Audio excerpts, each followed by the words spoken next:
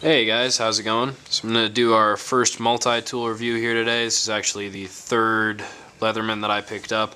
It's the first one that I'm going to review because it's the one that I use the most. So if you're like me, you watch my channel, so you probably watch some of the other channels, Nut Fancy, X-Acto, Cutlery Lover, all those guys. So you probably have a pretty good idea of what you need to do, the things that you need to carry with you to try to be prepared at any point in time. And if you're like me, you're not always good at carrying all those things. Also, coincidentally, if you're like me, you're maybe a high school or a college student, so you spend 5 days a week someplace where you're not allowed to carry a multi-tool with a knife on it. So I think this thing solves both of those problems in that it's very easy to carry a little multi-tool, that it definitely doesn't have as many or as high quality a tool on board, maybe not high quality, as heavy duty of a tool on board as other multi-tools do, but it clips onto a jean belt loop, so it takes up no pocket space and there is no knife on board, at least in the PS variety. The CS variety does have a knife on board. But the PS is TSA approved, you can fly with it, you can carry it to school, it should be all legal. So I think that is awesome. I'm going to start, this is our first multi-tool review. I don't have a sheet worked up. I think we're just going to go through with a tool review. Got pliers here, this interesting little cam system, as opposed to the normal spring inside the housing of the pliers. I thought it was interesting. It's not a problem functionality-wise. The pliers, they're really little pliers. You guys can see how they are. So definitely not a high capability pair of pliers. I wouldn't use them for anything very heavy duty at all. The cutters aren't great. I don't know how to refer to this style of cutters, but they have a tendency to fold things over as opposed to just cutting through them. Not exceptionally sharp, sort of a steep angle on the grind, and yeah, then the pliers themselves just not exceptionally high. I don't want to say quality, again, it's just that they're not very robust. And as you guys can maybe see there, I have the remnants of a blood blister I got from having these in my hand, and I was choking up trying to get more pressure, and as you guys can see, it is easy, especially if you slip, to get your hand caught in there. And so yeah, just not a very heavy duty plier, definitely better than nothing, but I don't even really think the plier is what I've used most on this tool. And I have used this tool quite a bit at school and just in general. So moving on from the pliers,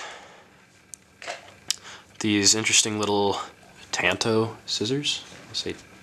Tanto scissors. So having them ground this way definitely isn't a problem functionality wise. I just don't know why they did it as opposed to a more conventional rounded grind. What is sort of a problem is they're pinned together and it's not an exceptionally tight pin, so if you're trying to do a cut where you're pushing down and trying to cut on something, it is possible to get the scissors to roll a little bit, not cut what you're trying to cut and just have the material go in between them, and that's sort of a problem. So there, you got that. Maybe that's a problem with the spring system, maybe they're not pinned tightly enough, I don't know. This little scale here, only one coloration in the PS variety. The CS variety has a whole bunch of different colors. Not sure why we can't have colors as well. Got the little tweezers here. These are fine. Again, sort of Tanto grind tweezers, which is interesting. Yeah, I've used them to pick out little splinters, stuff like that. They're fine. Those are, they're relatively standard. Not sure why the Tanto grind, but it's not a problem, so I won't complain about it. Stored right there in the little handle.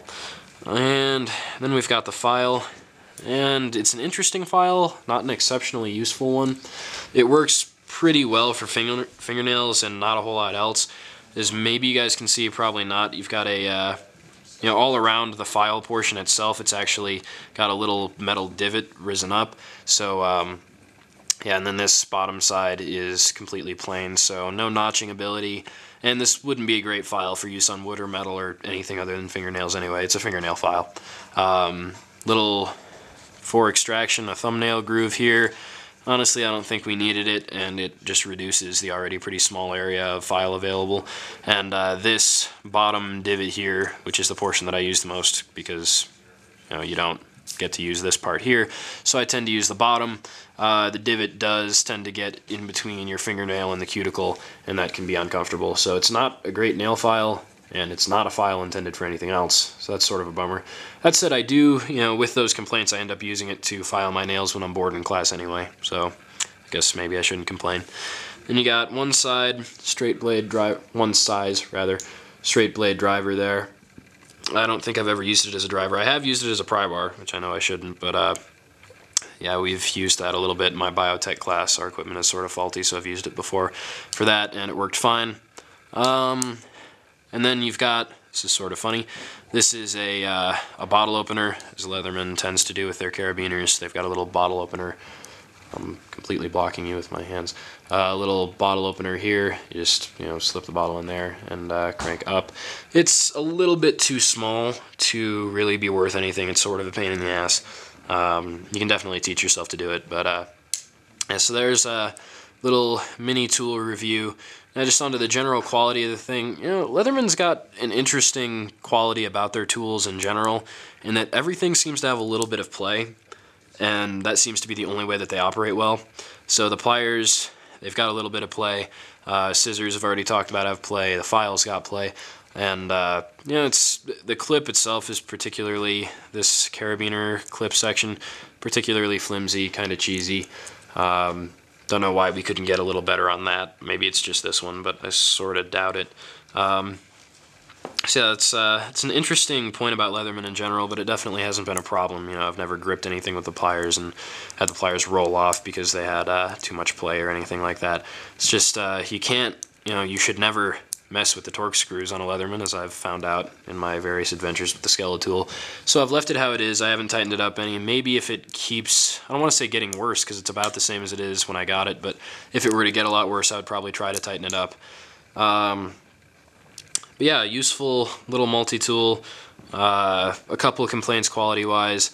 Another one, this is just this carabiner section for clipping it onto your belt loop. It's the only thing I think it could be really used for. It's just a little bit too small to be really useful. You sort of have to fuss around with it in your belt loop. On a couple of pairs of my jeans you do anyway. I think that's a really convenient way to carry a multi-tool. It's available on this and the Skeletool. I really like that. It's part of the reason why I carry this thing so often, even when I'm not going to school and I could carry one of the other full-size multi-tools. I tend to carry this just because it's not in my pocket. And for that, combined with the size in general, and for not having a knife on board, you can carry it to school and to wherever you may work that wouldn't allow you to have even a little knife. I don't really think there's anything you can compare to it. These are going off at around 20 bucks, I want to say. And there's other little tool stuff in that price range, but they've all got a knife, and I don't think any of them are anywhere near the quality level of this. Just in the availability of the tools and the quality of the tools, the Leatherman 25-year warranty, they seem to stand behind that pretty well. Just so for all that stuff, I think it's definitely a unique piece, and I think there's a lot of systems that it wouldn't integrate well into, but if you're not carrying a multi-tool at all, and you've got 20 bucks to shell out for a multi-tool, and you don't want to give up the pocket space, I think you'll find that with something around the size of the Wingman, stuff starts getting really cumbersome, and something like this, you can clip it on your hip, you'll forget that it's there until you need it, and I definitely have used it more than I thought I would.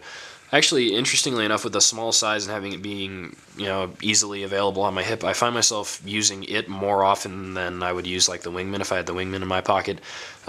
Just the little ordeal of going into my pocket and getting the tool out takes longer with the Wingman, and it would influence how often I would use it. So definitely use this thing more often than any of my other multi-tools. If I don't feel like carrying one of the other ones, I've got this one with me, which is a surprising amount of the time. Got a little bit of complaints for the tools. Wish the scissors were a little bit more tightly riveted, and I wish it was just a little bigger in general, because I think you could get a better fit in the hand so that you could use the pliers better. I think, and then you could get the carabiner clip to be a good enough size to actually use. But other than those, like I said, there's nothing to really compare to this. There's nothing else in the price range that's anywhere near the quality, the convenience, anything like that. So if you don't carry a multi-tool, you should be carrying one. Definitely go ahead, think about picking up the Leatherman style. I think the PS is probably a better value than the CS, just because the CS is the same thing, but with scissors as opposed to pliers, and then a knife as opposed to scissors. So I think you're giving up some of your value there by taking the pliers away and replacing them with scissors. These scissors work fine for light duty tasks, and I don't think making them the little bit bigger, that putting them in this main jaw makes them a little bigger, but I don't think it's really gonna be a huge performance factor. I don't think you're going to get much better performance out of them. So yeah, that has been our first multi-tool review. Like I said, if you're a student, if you don't carry a multi-tool, definitely think about integrating this into your system. It's a little thing, doesn't cost very much, it's very convenient, and it will help you be prepared just on a day-to-day basis to handle small little tasks that will come up. So, hope you guys have enjoyed this review. Thanks for watching. Stay tuned for more of the same.